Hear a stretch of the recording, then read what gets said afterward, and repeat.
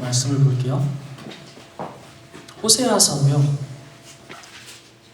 호세아서 1장부터 3절까지 같이 읽을게요. 1장부터 3장.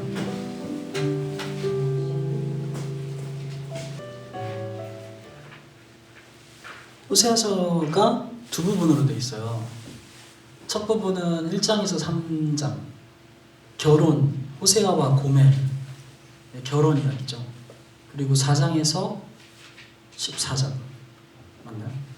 까지는 이스라엘의 심판, 포로 생활, 너는 포로가 될 거다, 이런 말씀들, 그리고 어떻게 내가 구원할 건지에 대한 말씀들을 기록하고 있어요. 근데 우리가 읽은 부분은 이제 앞부분이죠. 결혼이에요. 하나님께서 호세아한테 결혼을 명령하시죠. 근데 일반적이지 않은 결혼이에요. 어떤 사람하고 결혼하고 싶으세요? 이미 한 분들은 생각하지 말고. 또 한다고 가정하고. 안 돼요, 안 돼요. 상상도 하지 마세요. 근데 좋은 사람, 뭐 순결한 사람, 뭐 정말 뭐 성실한 사람, 이런 거잖아요. 우리가 결혼하는 거. 근데 하나님이 호세아한테 주신 명령을 보면은 그렇지 않아요. 같이 읽어볼까요? 시작.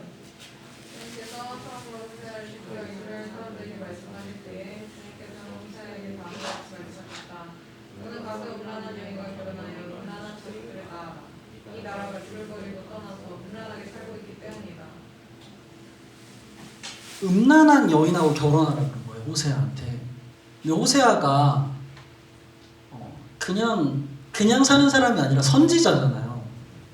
근데 그 당시에 선지자가 음란한 여인하고 결혼한다고 생각을 해볼게요. 그러면 그 주변에 있는 사람들이 호세아를 어떻게 볼까요? 그 목사가 하나님의 명령을 받았다고 음란한 여인하고 결혼을 한 거예요. 그냥 음란한 게 아니라 몸 파는 여인이에요. 그냥 그게 직업인 사람이에요. 이제 거기서 출발을 하는 거죠. 그리고 그 이유가 이 나라가 주를 버리고 떠나서 음란하게 살고 있기 때문이래요. 호세아하고 고멜의 결혼 관계를 여호와와 이스라엘 백성의 관계로 보여주시고 싶어 하시는 거예요. 자, 이렇게 보면 이래요. 고멜은 몸을 팔던 창기예요. 이거 괜찮나요, 단어? 창기라고 해야 되는 건가?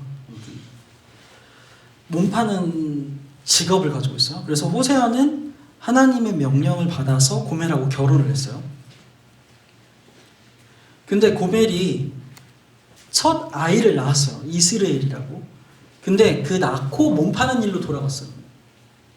가출한 거죠. 나간 거예요. 집을 나갔어요.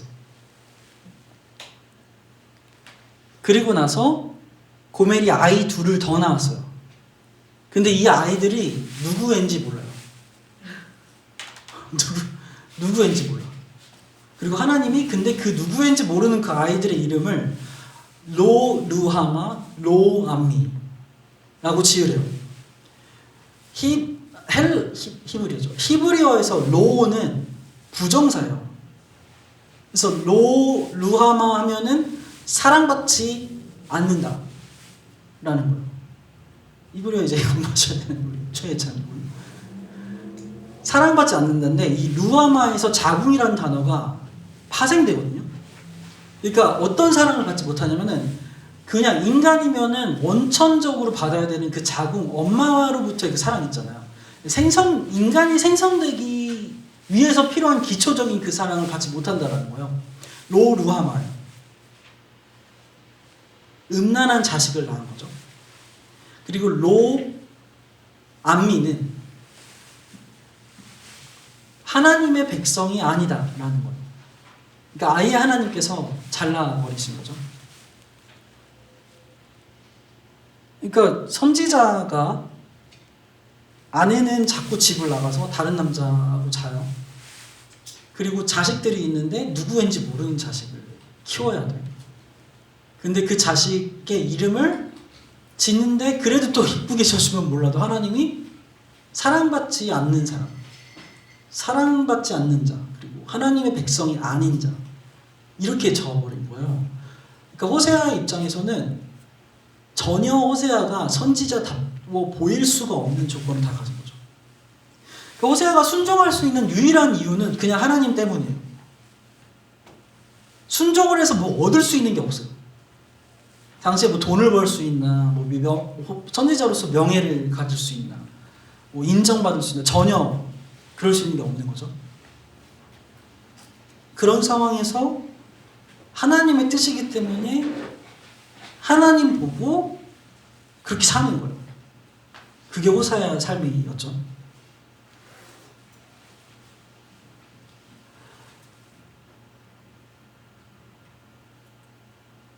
그러다가 하나님께서 아니야. 고멜이 그러다가 빈곤에 시달리죠. 그리고 노예로 팔려가요. 그러니까 너무 자기가 살 수가 없으니까 자기 자신을 판 거예요. 노예로. 그래서 그 노예로 살면서 생계를 유지했던 거죠.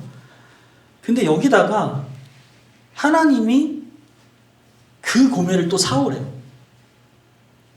그래서 호세아가 고멜의 주인한테 가서 값을 지불하고 고멜을 사오죠. 3장 1절 같이 읽어볼까요? 시작.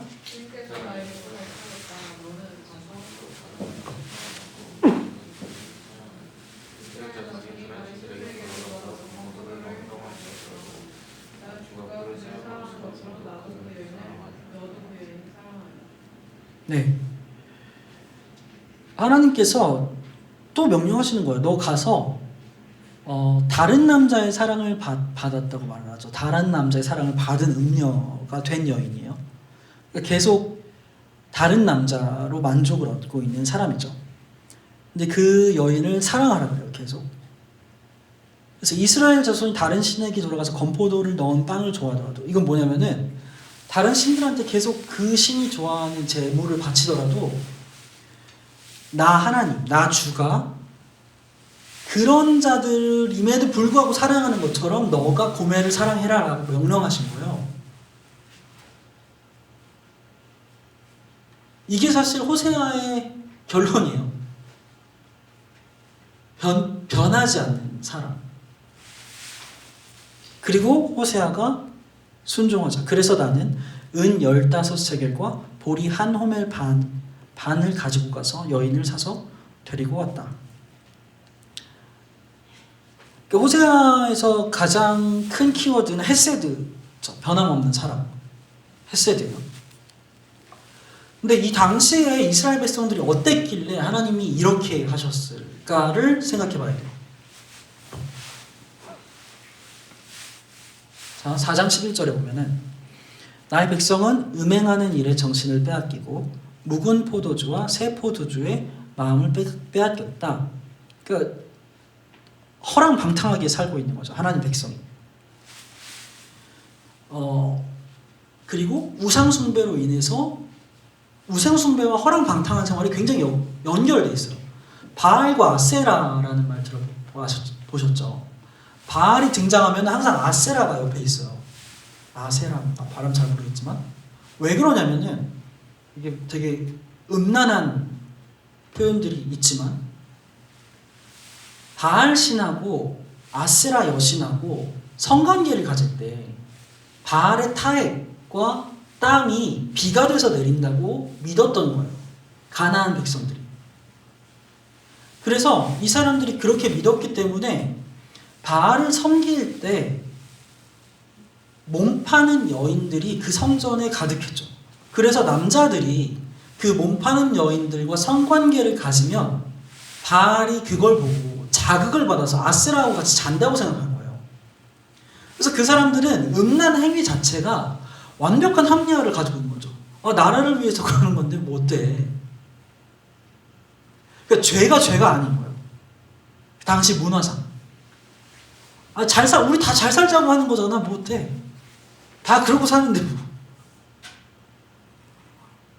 아내들도 나라를 위해, 모르겠어요. 구체적으로 모르겠지만 어쨌든 상상해 보자면 나라를 위해서 한다는 건데 아내들이 어떻게 토를 달겠어요? 그렇게 해야 비가 오는데. 그게 그들의 신앙입니다. 이렇게 음란했던 거죠. 그게 그 당시의 상황이었어요. 가나안의 문화였던 거예요. 그래서 하나님께서는 너네가 젖과 꿀이 흐르는 그 땅에 들어가게 되면 다 쫓아내라. 이렇게 말씀을 하셨죠. 근데 그들은 그렇게 하지 않았어요. 지금 이스라엘 백성들이 있는 가나안 땅, 여기 이스라엘 백성들 있잖아요. 그 위치를 보면은 이집트하고 아시리아의 브릿지 역할을 했어요. 내가 부를 때 안 하고 항상 아시리아 이렇게 하면은 시리가 못 동안. 그래서 이집트 문화하고 아시리아의 문화를 다 가지고 있었죠. 이게 되게 중요해요.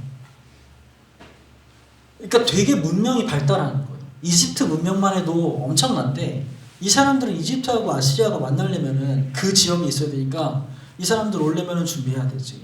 또 항구가 있었을 것이고, 그러면은 또 이제 뭐 엄청 또 음란한 것도 뭐 바알이 아니더라도 음란했겠죠. 항구가 있으니까. 그게 이제 그 가나안 땅이었어요. 거기서 간 거죠. 이스라엘 사람들은 가나안 땅에 들어가기 전에 일단은 이집트, 애굽에서 노예 생활을 엄청 오래 했죠. 가나안 사람들이 문명 생활을 하고 있을 때 이 사람들은 노예 생활했어요. 그러다가 하나님이 이 사람들을 구해줬는데 구해주고 나서 40년 동안 광야 생활했어요. 완전 나그네 생활. 만나하고 메추라기로 오면서 40년 동안 그러고 있을 때 가나안 사람들은 또 문명을 발전시켰겠죠. 그러다가 가나안을 본 거예요. 이 사람들이, 이스라엘 백성들이. 그럼 이스라엘 백성들이 어땠을까? 우리 하나님은 만나와 메추라기를 주고 우리를 구해줄 수는 있어. 근데 멋이 좀 없어. 근데 얘네 하나님은 너무 멋있는 거야. 뭐 문명이 발달해. 그리고 그 얘네 하나님을 예배할 때는 내가 되게 좋아하는 짓들, 우리 하나님이 하지 말라는 것들을 얘네 하나님은 그걸 좋아해. 이게 완전히 최적화된 환경이에요. 죄짓기. 하나님을 떠나기에 최적화된 환경이죠. 그래서 하나님이 얘네를 다 몰아내라 그랬는데 얘네 몰아내지 않았어.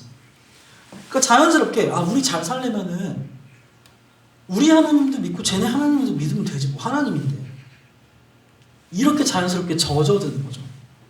종교 혼합주의라고 해요. 이렇게 가게 되는 거예요. 다들 돈 벌자고 그렇게 하는데 뭐 지금으로 하자면 다들 먹고 살려면 어쩔 수 없잖아.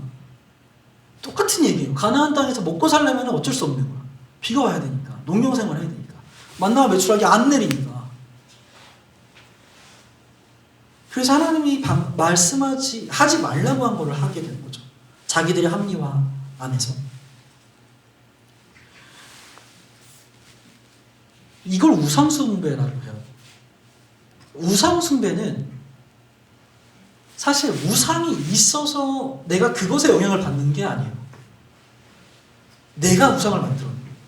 죄인이 우상을 만들어내요. 보세요. 우리 예전에 그 모세가 시내산에 갔을 때 이스라엘 백성들이 하나님을 예배해야 된다고 만들었던 거 생각나세요? 금송아지를 만들었어요. 금송아지가 원래 있었던 게 아니에요. 이스라엘 백성들은 자기들이 안정적으로 살려면은 나 예배해야 돼. 그 대상과 상관없이 자기들의 행위가 너무 중요했던 거죠. 내가 이거 예배해야지 빨리 우리가 가나안 땅에 들어가지. 빨리 만들어. 눈에 보이는 거 만들어. 이렇게 됐던 거예요. 자기들이 얻고자 하는 것을 위해서 추구하는 게 우상이에요. 자, 봐요. 대만에도 많은 우상들이 있죠. 뭐 관우도 있고, 뭐 별의별 많은 것들이 있죠. 일본에도 있고, 전 세계에 엄청 많아요. 근데 그 신들한테 절하고 기도하는 사람들을 보면 그 신들을 위해서 하는 사람들은 한 명도 없을 거예요. 다 자기가 얻고자 하는 것을 위해서 그렇게 하죠. 마찬가지예요. 지금 이스라엘 백성들한테는 하나님이라는 존재 자체도 그렇게 된 거예요. 지금 광야까지는 그래 뭐 만나고 매출하기 우리가 필요했지. 그리고 하나님 필요했지. 인도해 주셔야 돼. 가나안 땅까지. 가나안 땅까지 인도해 주셨잖아. 지금 내가 필요한 거는 만나고 매출하기도 아니고 지금 내가 필요한 건 농경생활이고 이 문명이야. 그러니까 내가 바알한테 숭배하는 거야. 내가 원하는 걸 얻고자 하는 거죠. 그거를 성경에서 우상숭배라고 해요. 뿐만 아니라 8장 11절에 보면 하나님이 이렇게 말을 해요. 에브라임은 이스라엘이죠. 에브라임은 어리석고 줏대 없는 비둘기다. 이집트 보고 도와달라고 호소하더니 어느새 아시리아에게 달려간다. 전혀 하나님에 대한 정체성이 없는 거예요. 이집트에 가서 필요한 거 얻다가 없으면 또 아시리아 갔다가 이렇게 사는 거죠. 돈 벌어봤다가 뭐 직장에서 안정적이고 싶어봤다가 안 되면 또 내 방법 썼다가 또 안 되면 또 다르게 하다가 이렇게 계속 똑같은 거예요. 이게 우리 모습이에요. 그리고 다 그렇게 사니까 그냥 우리도 그렇게 살아도 되는 거지 뭐. 이렇게 돼가는 거죠. 분위기가. 계속 하나님이 아니라 다른 데서 자신의 필요를 얻으려고요. 최선을 다해서 사는 것과 내가 살아가기 위해서 필요한 것, 내 존재를 위해서 필요한 것, 원초적인 것들을 얻기 위해서 살아가는 건 되게 다른 이야기죠. 최선을 다해서 살아가지 말라는 건 아니에요. 그렇지만 하나님이 주신 것을 가지고 최선을 다하는 것과 하나님이 주신 것으로 만족하지 못하고 최선을 다하는 것은 완전 다른 이야기죠. 하나님이 주신 것을 보지 않고 갈 때, 그것에 만족하지 못할 때 우상 숭배가 일어나게 돼요.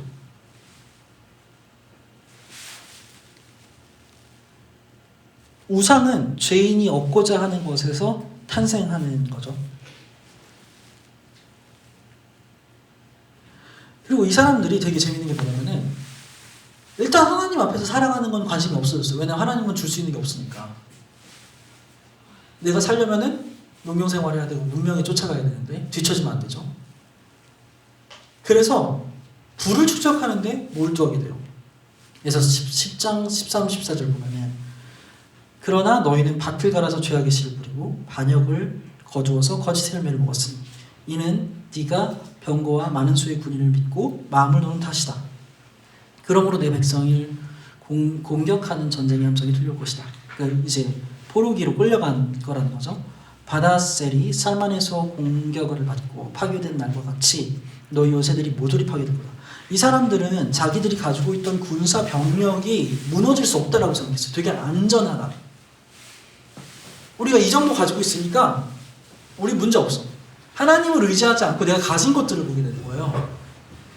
하나님 때문에 살 수 있는 게 아니라 내가 이게 있기 때문에 안전할 수 있다라고 보는 거죠. 그게 죄인의 성향이죠. 근데 하나님이 그날의 자식들이 박살난 바로 그 바위 위에서 어머니들마저 박살나지 않겠냐? 그걸 보고 비웃으시는 거예요. 야, 너네가 그거 가지고 안정적이라고 하고 있냐 지금? 내가 손 하나 까딱해봐? 막 이렇게 하고 계신 거죠. 그러니까 우리는 계속 이렇게 생각해요. 이렇게 가지고 있는데 뭐가 걱정이야. 뭐. 근데 더 웃긴 건 뭐냐면은 이스라엘 백성들이 그걸 하나님이 줬다고 생각했어요. 이게 되게 위험한 거예요. 자기들은 하나님의 뜻대로 살지 않아요. 하나님 앞에서 살아가는 것들을 안중에도 안 둬요. 근데 부자가 됐어요. 안정적이 됐어요. 근데 또 그거는 하나님이 줬다고 생각해요. 그게 엄청난 오산이에요. 그래서 이 사람들이 이거 하나님이 주신 거 봐봐. 이거 안전하잖아. 근데 삶은 그렇지 않아요. 하나님이랑 관계가 없어요. 이게 진짜 위험한 거예요. 그리고 하나님이 그거를 계속 지적하시는 거죠. 수단과 방법을 가리지 않고 내가 원하는 것을 다 얻어내려고 그래요. 그러고서 얻었을 때 그 하나님이 주셨대. 전혀 그렇지 않아요. 하나님이 요구하신 적이 없어요. 하나님의 일을 할 때도 마찬가지죠. 우리가 막 하나님의 방법이 아닌 줄 알아. 근데 이거 하나님의 일인데 뭐 결과물을 내야지. 이렇게 가. 그래서 그 결과물을 얻어졌어. 그럼 하나님의 은혜를 주셨다 그래요. 이거 절대 하나님이 정말 치를 떨게 싫어하시는, 성경에서 계속 지적하시는 심판의 대상이에요. 그래서 죄인은 자신이 얻은 거를 믿어요. 그리고 이 패턴을 가지고 있는 이스라엘 백성들이 회개하죠. 또 하나님한테 가서 제사도 지르고 번제도 지르고 희생제도 지르고 제사를 져요. 같이 읽어볼게요. 시작.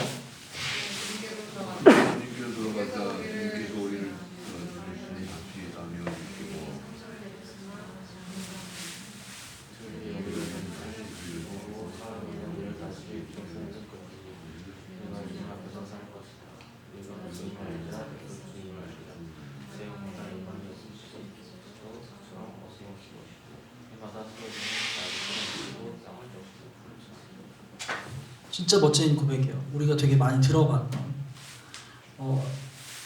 딱 읽었을 때 너무 은혜가 되죠. 그리고 되게 귀한 고백이에요.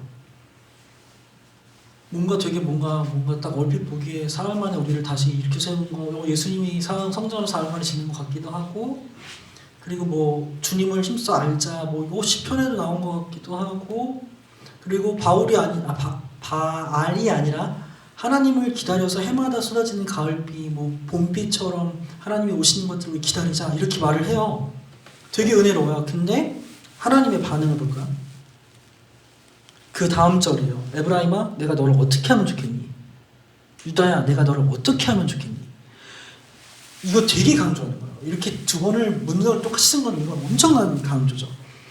나를 사랑하는 너희의 마음은 아침 안개 같다. 아침 안개를 우리 잘 못 보죠. 조금만 늦게 일어나도 이거 못 봐요. 되게 잠깐이에요. 덧없이 사라지는 이슬 같아요.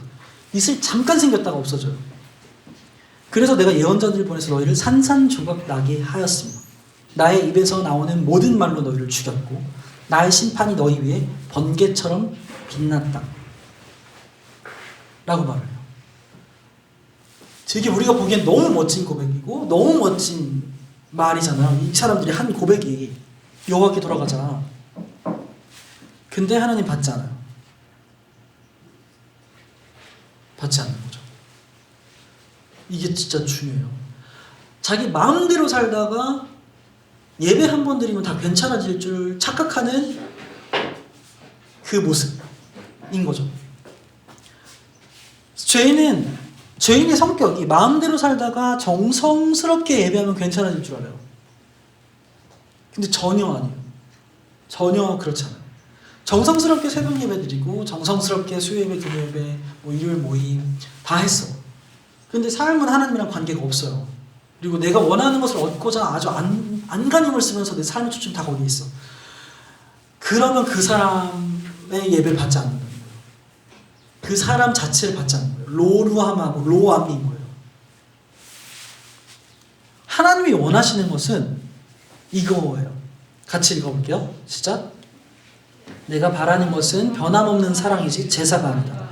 불살라 바치는 제사보다는 너희가 나 하나님을 알기를 더 바란다. 오세아 6장 6절이죠.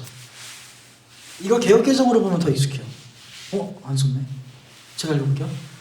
나는 인애를 원하고 제사를 원하지 아니하며 번제보다 하나님을 아는 것을 원하노라.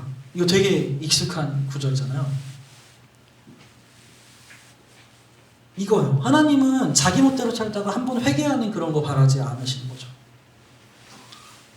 오히려 호세아의 삶을 보면, 하나님이 요구하시는 호세아의 삶을 보면 어떠냐면은 진짜 고생길이에요. 호세아의 마음이 편했을까요? 고민하고 결혼 생활하면서? 그렇죠. 거기서 편할 수 있는 인간은 없어요. 예수님도 힘드시겠을 거예요. 예수님도 인간이니까. 그렇지만 다 순종하셨겠죠. 예수님 십자가 지기 싫어하셨던 것처럼. 연애 이렇게 먼 거에 얘기하지 마요. 호세아의 삶은 얻을 수 있는 게 없어요. 그렇지만 순종하는 거예요. 거기서 괴롭다고 하나님한테 울부짖는 거고, 거기서 조금 감사할 때는 하나님께 감사하는 거고, 그게 백성의 모습이에요. 그게 하나님 우리한테 하신 거고. 그래서 우리가 하나님 앞에서 살아갈 때 어떤 예배 행위라든지 내가 하나님 위해서 할 수 있는 어떤 일적인 것 이전에 내 삶으로 하나님한테 반응하는 것이 반드시 필요해요. 고민하더라도 괜찮아요. 그게 하나님 앞에서의 관계니까.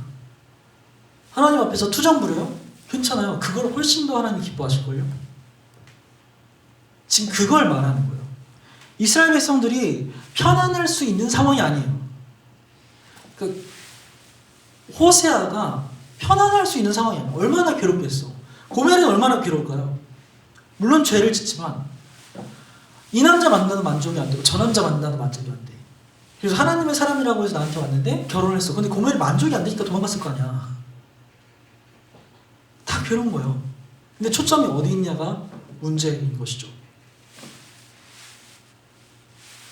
그래서 하나님이 그 사랑을 먼저 하세요. 18절부터 같이 읽어볼게요. 시작. 그날에는 내가 이스라엘 백성을 생각하고 밀집과 군중의 새와 땅의 벌레와 어둠을 맺고 칼과 칼을 꺾어버리면 땅에서 전쟁을 없애요. 이스라엘 백성이 마음 놓고 살 수 있게 하겠다. 그때에 내가 너를 영원히 안으로 받아들이고 너에게 정의와 공평으로 대하고 너에게 변함없는 사랑과 긍휼을 보여주고 너를 안으로 삼겠다. 내가 너에게 성실한 마음으로 너와 결혼하겠다. 그러면 너는 나 주를 알고 알 것이다.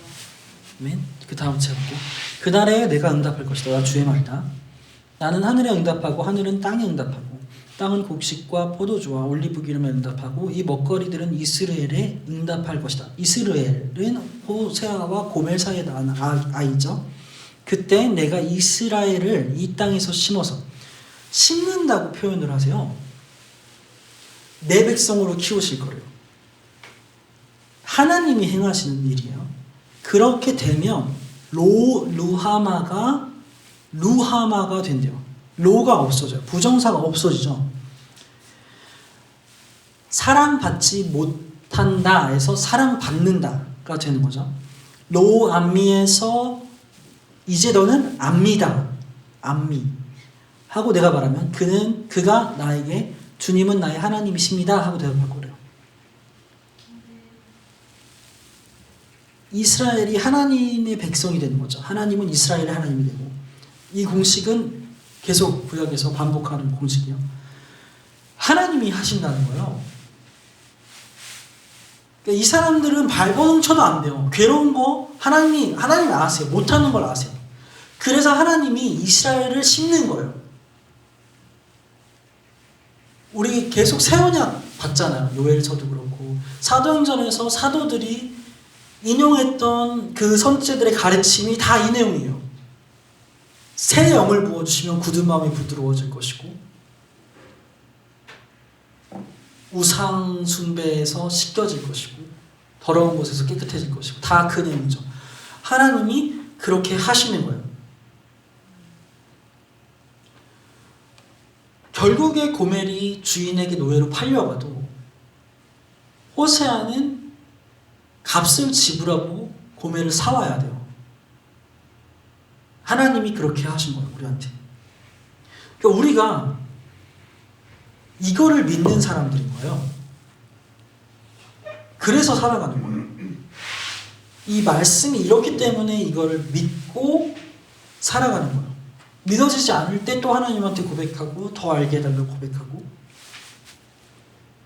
하나님이 먼저 그 사랑을 우리한테 주셨다는 것을 믿는 사람들이 교회인 것이죠. 그것이 예수 그리스도로 정점을 찍은 것이고요. 근데 그 사람들한테 하나님이 요구하시는 게 있어요. 두 가지예요. 다시 한번 우리 같이 읽어볼까요? 시작.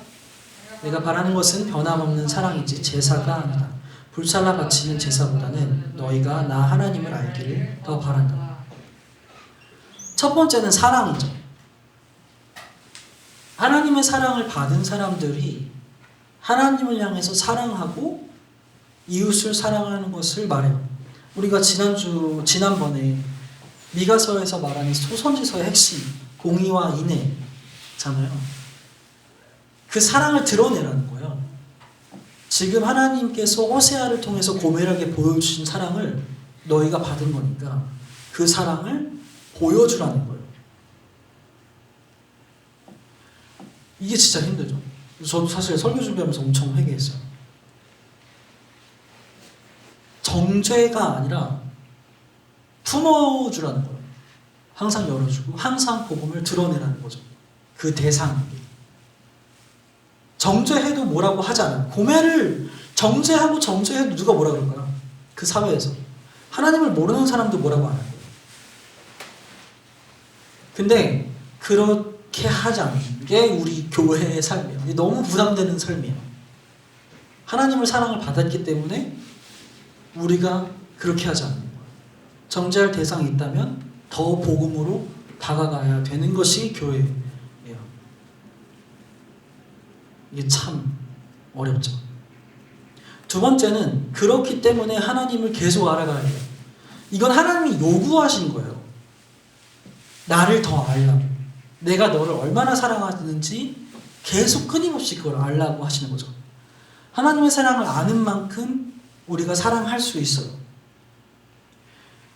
우리 예수님께서 교회의 신랑 되시려고 하나님이 어떤 일을 하셨는지, 예수님이 어떤 순종을 하셨는지, 그렇기 때문에 교회가 순결하기 위해서 예수님 신랑이 다시 오실 때까지 어떻게 정결을 지켜야 되는지 이거를 끊임없이 확인해야 되는 거죠.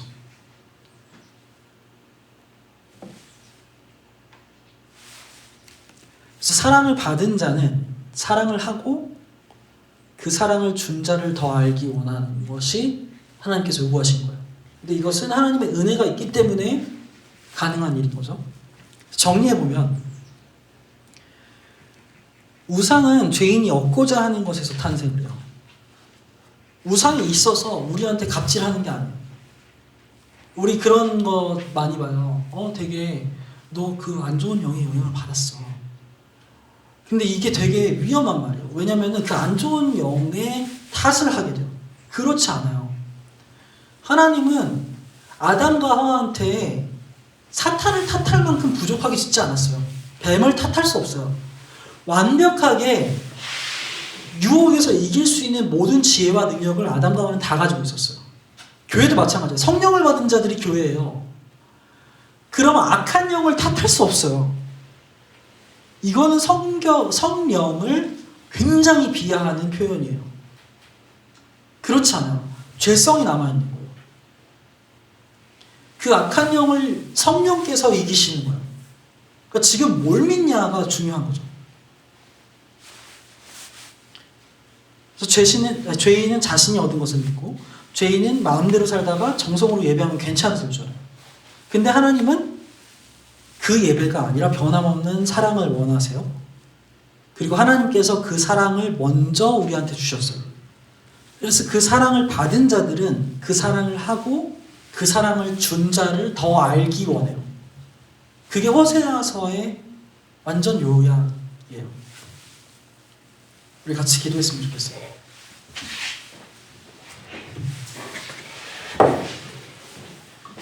우리 기도할 때 말씀대로 같이 기도해요.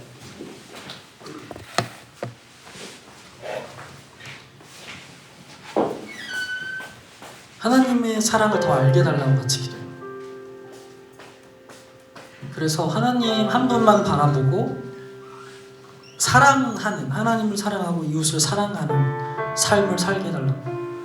그리고 성경에서 오늘 보여준 그 죄성들 있잖아요. 내가 얻고자 하는 것을 따라가는 거.